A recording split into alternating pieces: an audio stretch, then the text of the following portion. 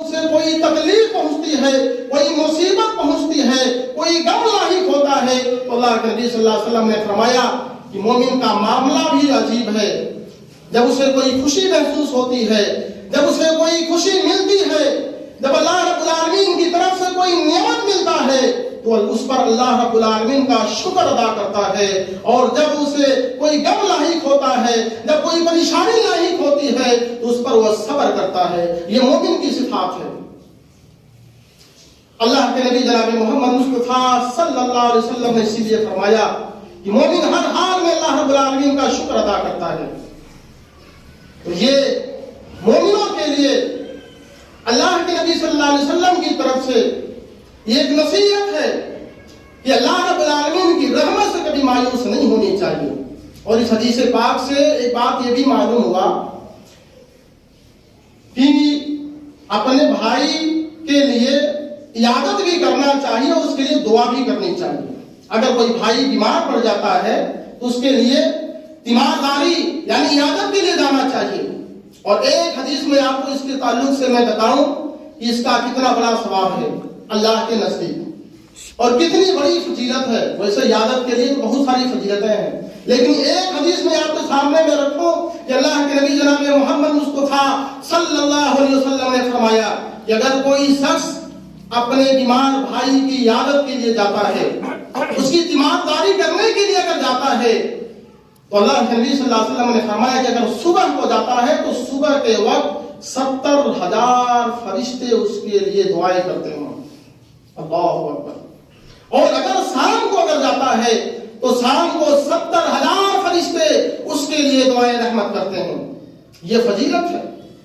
اور ایک دوسری حدیث میں ہے کہ اگر کوئی شخص اپنے بھائی کی عیادت کے لیے جاتا ہے، حال چال خیر خیریت پوچھنے کے لیے جاتا ہے تو اللہ کے نبی صلی اللہ علیہ وسلم نے فرمایا کہ وہ جنت کے کیانوں میں رہتا ہے جب تک وہ تیمارداری کرتا ہے۔ اللہ اکبر۔ وہ جنت کی کیانوں میں رہتا ہے جب تک کہ وہ تیمارداری کرتا ہے، جب تک اپنے بھائی کی خیر خیریت پوچھتا ہے اس وقت تک اپنے جو ہے جنت کی کیانوں میں رہتا ہے۔ یہ اللہ کے نبی صلی اللہ علیہ وسلم کا فرمان ہے۔ تو اس حدیث پاک سے یہ بات معلوم ہوا کہ دنیا میں سزا پانے کے لیے کبھی بھی اپنے لیے دعا نہیں کرنی چاہیے۔ اب آئیے میں آپ کے سامنے بھی بتاؤں، سرسری نگر میں بہت ساری دعاؤں کے تعلق سے آپ لوگوں نے سنا کہ دعا کن کی بہت جلدی قبول ہوتی ہے۔ یہ بات آج میں اس لیے جو ہے ایک ایک پوائنٹ پہ رکھ رہا ہوں تاکہ ہر شخص کی ضرورت ہے دعا، اور ہر انسان کے لیے ضرورت ہے، ہر مومن کے لیے ضرورت ہے۔ کوئی ایسا نہیں کہہ سکتا کہ مجھے ضرورت نہیں ہے۔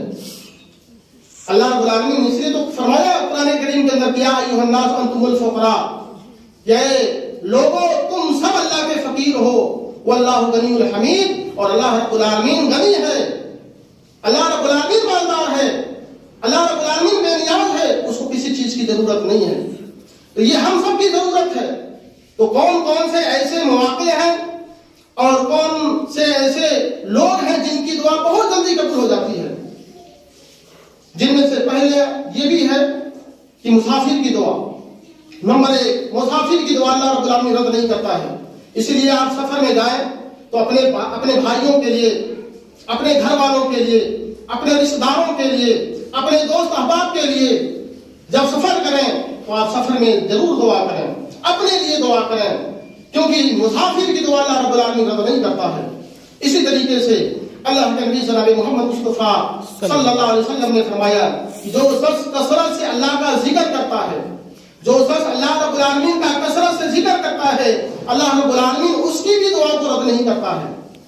اور ذکر کی تو بہت بڑی فضیلت ہے، ذکر کی اتنی بڑی فضیلت ہے کہ اللہ رب العالمین نے قرآن کریم کے اندر فرمایا کئی لوگوں کی عمل کا ذکر کرتے ہوئے آپ صلی اللہ علیہ وسلم کی حدیث میں بھی اس کا ذکر ہے۔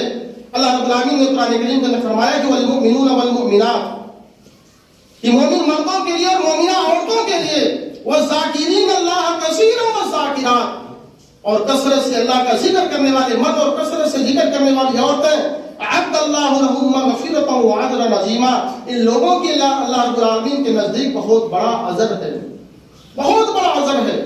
اب اللہ رب العالمین نے کہہ دیا کہ بہت بڑا اجر ہے، یہ کتنا اجر ہے جو اس دن اللہ رب العالمین جب فیصلہ کرے گا اور سزا اور جزا کا جب اس وقت جب حساب و کتاب جب ہوگا تو اس دن اللہ رب العالمین کے سامنے ہمارے عمل آئیں گے کہ اللہ رب العالمین نے فرمایا تھا کہ اجر عظیم اللہ رب العالمین سے نوازے گا.